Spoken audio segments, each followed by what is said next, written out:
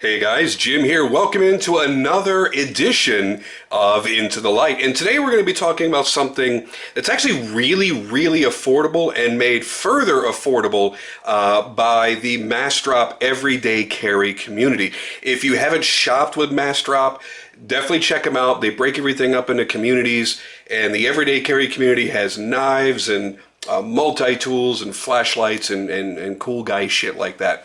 And that's where I got this. This is the Lumintop Prince in stainless steel, and as you very easily see, carbon fiber. This is a 1,000 lumen max light that's powered by one single 18650. Now, because it's got an 18650 in it, it's a fairly sizable light. Now, they still advertise it as compact, and it is. I mean, it's more compact than carrying around, you know, a big household flashlight, but it is a little bit large. I really dig this light. Now, when you look at the full retail prices that you'll see out there, even buying directly from Lumintop, this is about 80 bucks. So it's really affordable in this league of really nicely made EDC flashlights.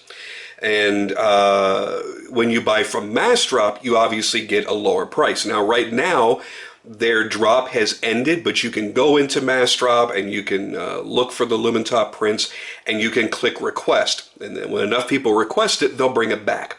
The more people then commit to buy it, the lower the price gets. And that's what I dig about what they're doing. And I've had a chance to work with them now a couple of times on a couple of different lights, and they've just been fantastic. Now, before I get too far off into the light and its specifications, let's take a look at the packaging that you'll be receiving.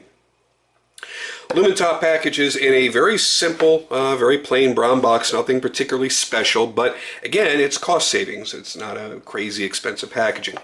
We get that open, and you will see inside, that's upside down. This little piece of paper here lets you know that you have a stainless steel clip and that you have a tail click. And then it says it again here in, I'm assuming, Chinese. Now, inside, you will not get a free flashlight. This is just the secondary version that I have here in the copper. As you see, it's very well patinaed. We'll discuss that a little bit more in a moment. You will get a pocket sheath that has an extra little side holster for your additional battery, and you'll get an additional set of O-rings. So I don't really know many guys are going to carry, I mean, this is made to be a pocket carry knife. I don't know if you're really going to use a belt holster, but there you go. If you live in the Ozarks, maybe you like to clip shit to your belt, your Zippo lighter and your flashlight and this and that, and you're good to go. Me, I'm a suburban kind of dude. It has a pocket clip. That's what I'm going to use it for. So let's take a look at these two bad boys here and talk about the specs. There are three different variations you can get. They will all have carbon fiber in the main body, and then the head and tail will be either stainless steel, like you see here, copper, like you see here. There's also a brass. And there's a little bit of a weight difference. In the brass, it's 3.88 ounces. Copper is 3.99 ounces.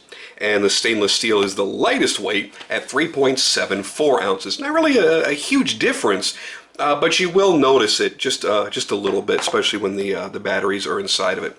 Now, they give you an 18650 battery included in the packaging, but you can also use two CR123As. Keep that in mind as well. And I'm going to tell you this right now because I learned my lesson the hard way. You have to use button top batteries. You cannot use flat tops. All I have in my battery stash and my lithium ions are flat tops. So when the light first arrived, it didn't work. I couldn't figure out why. I'm like, holy shit, I know my batteries are fine. The light's brand new. That can't be an issue. So I contacted Massdrop, and they were kind enough to send me the copper version. And they said, okay, we tested it. We know it works. It's been sitting in the office for a while, and it's been handled, but we know it works. I popped my battery in there, and boom, again, nothing happened. Then I went, let me take the battery that they provided with it and just see what happens. And they both lights fired up just fine. It's because that was a button top, mine were flat tops. So yeah, do keep that in mind. You've got a stainless steel tail button right there. Nicely engraved, by the way. Nice, well, it's actually laser etched. Nicely laser etched. You've got some knurling done around the tail cap. As you saw on that note there, it is a stainless steel pocket clip.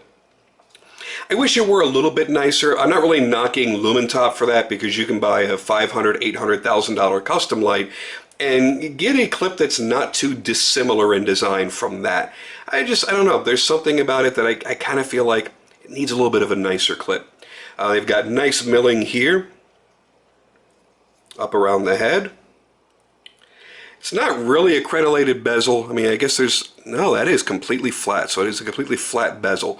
So if it's on and you have it like this, you're not going to know it. You see no light emanating from that bezel whatsoever. But it kind of looks like a revolver cylinder. A lot like that Maritac that I did my very first flashlight review on. This, by the way, much bigger and much heavier than the Maritac. So let's talk about what it does. Let's get them both out here. So the way it's set up, you have a Cree XM-L2 YouTube in, so it's really, really, really, really white light.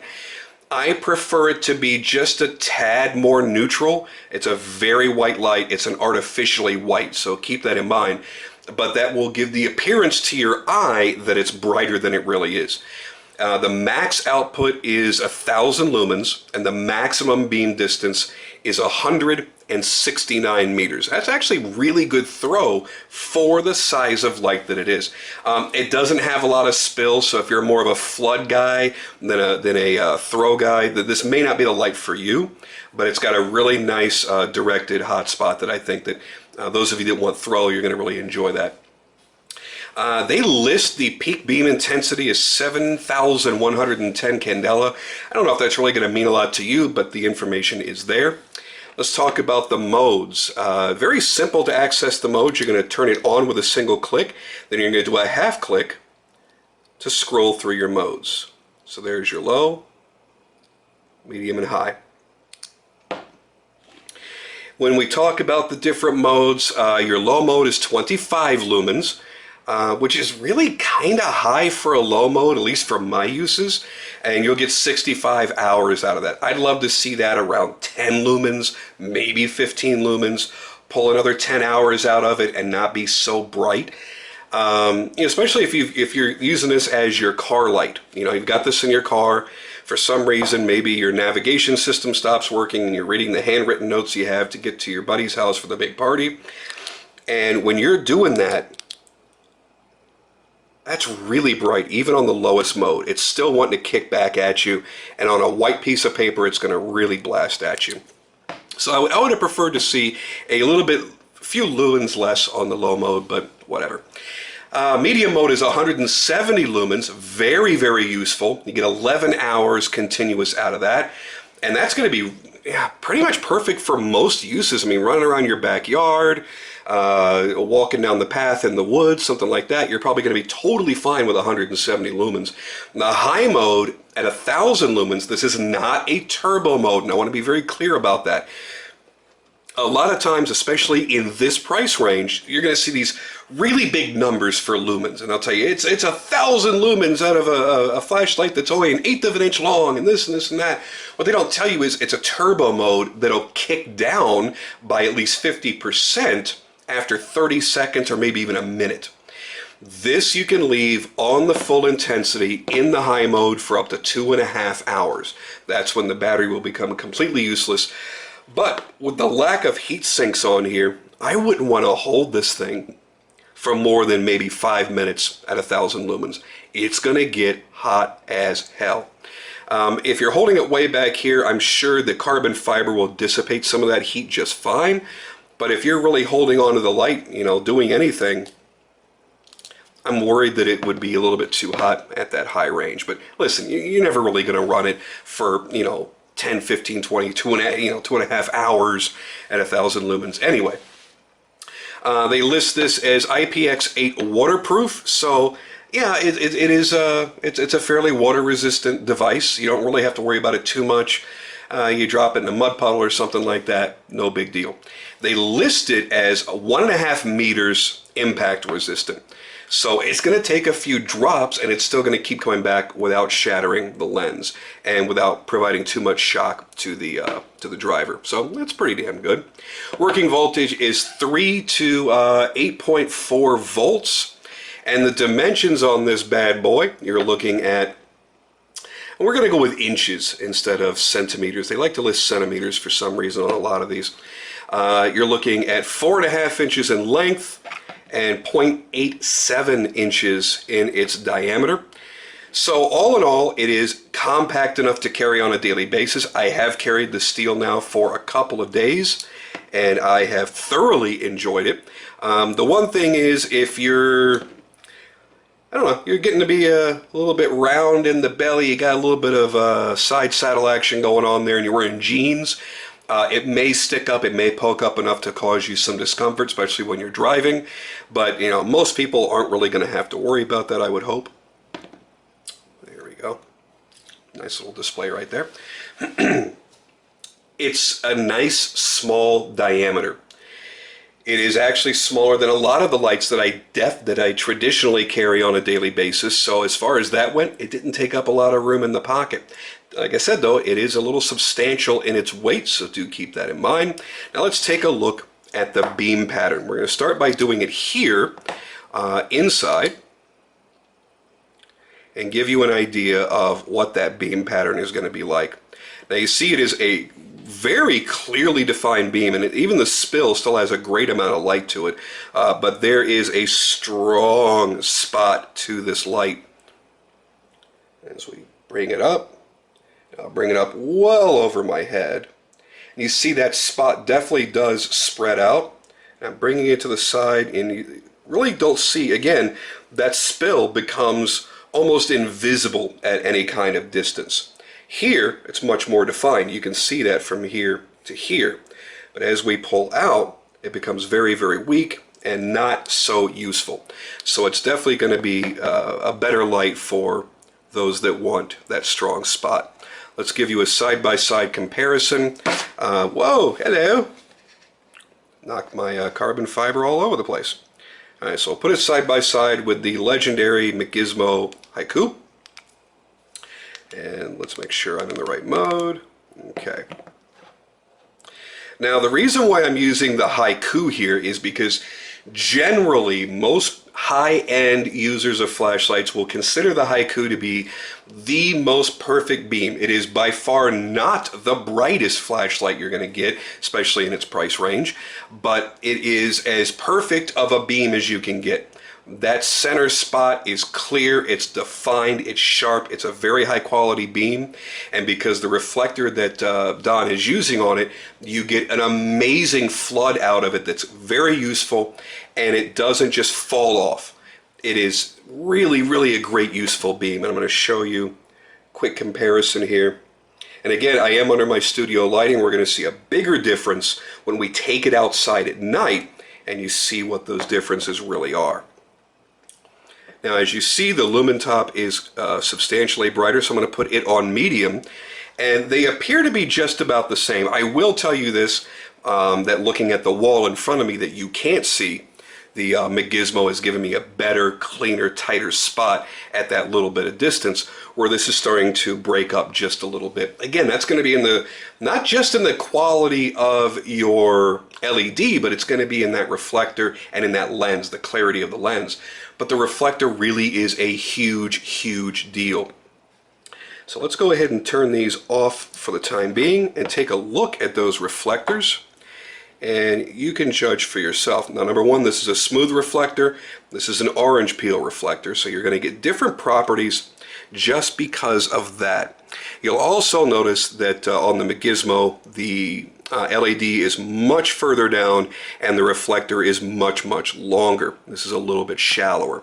Now again, we're comparing an $80 flashlight to a $465 flashlight. So you have to be practical about that.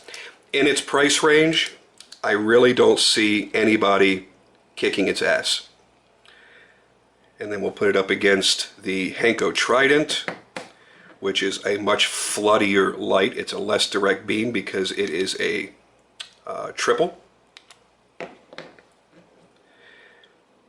Now these run just about the same degree of power. This has a more natural, warmer light. It's still a white light, but it's just a tad warmer than this. As I said, it's kind of artificially white.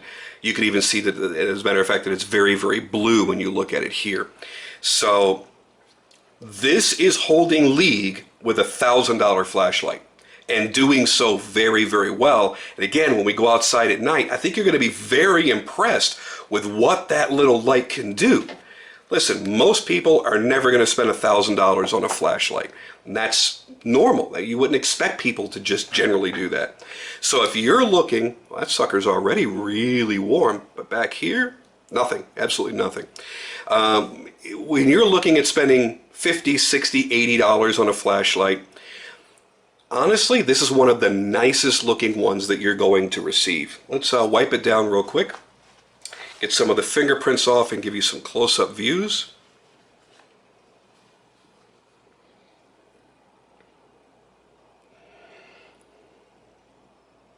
There we go. Really nice polishing job on this. Nice carbon fiber. It's an interesting pattern with the threading that goes through it in gold. I honestly feel for 80 bucks you are getting a super EDC light.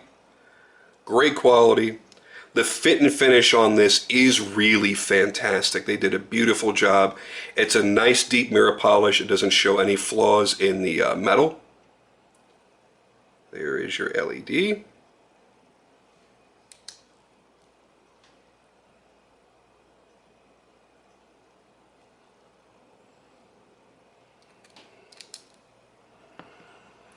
Now, when it comes to the brass and the copper, the reason I don't like them and I prefer the steel is it's a personal thing. I don't like things that patina.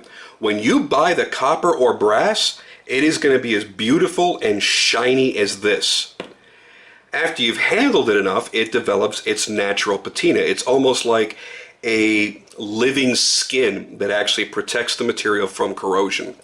So it develops this dark brown patina that, for me, I don't like to buy things, especially for any considerable amount of money, and have something that looks old, used, beat up, and dirty. It's just not me. I look at a light like this and go, it's like buying a Ferrari, owning it for 4 years, and never once ever washing it. It just doesn't make any sense to me. You bought something that is arguably very pretty. I would rather have a stone-washed finish or a matte finish or something like that than to watch it turn into this, because at one time it was a beautiful, shiny object, and then it turns to this. However, you use some ketchup, you use some lemon juice, and you're able to clean that. So yeah, you can restore the original finish. You don't have to buff it, you don't have to polish it, but it will take a considerable amount of work and time to bring that finish back. So please do keep that in mind. If you are of the mindset that I am, that you want your things to look shiny and new for as long as possible, get the stainless steel. If you want the character that patina adds naturally, then look at the copper or the brass. Right now we're going to hop outside, we're going to do a 4-light comparison, and we're going to see just how this bad boy stacks up at this low price. Okay, here we go. First we're going to start off here in the low mode with the Lumintop Prince. And you see that it's actually a fairly usable light. Again, I think it's going to be a little bit bright if you're trying to read something close up or do something close up. But they do give you a nice kick in the low. As we switch to medium, you see you've got a nice bright spot, and the spill is actually more useful than I thought it was going to be. And then high, which they call 1000 lumens, is really, really bright. I mean, this is a very, very impressive light for the money that you're spending. Now let's give you a comparison here. Take that up against the Haiku.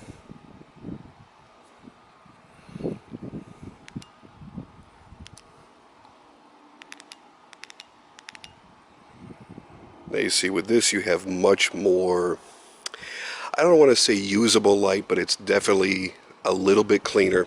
Being a little bit warmer, it's going to be more natural, whereas this gives you that false brightness, that false light.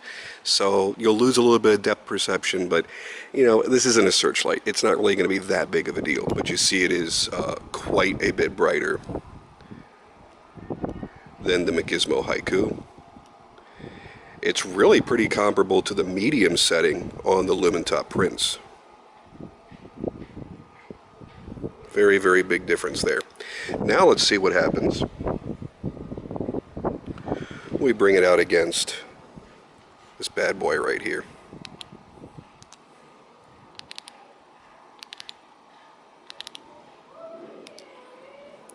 Very similar in its overall output. As you see, this is a lot floodier. There's really not a lot of direct light that comes out of this. This is an excellent all-around light. You can use it for pretty much everything. Lighting your path, it does a fantastic job. Even on its lowest setting, you've got a hell of a lot of light here. Actually, I'm sorry, that was the medium. There is your lowest light setting right there.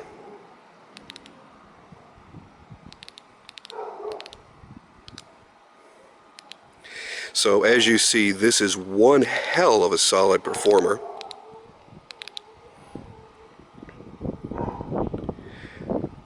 For only 80 bucks, I gotta tell you right now, it's really hard to say that this isn't a fantastic light. Yep, it's a little bit bigger, but you know what?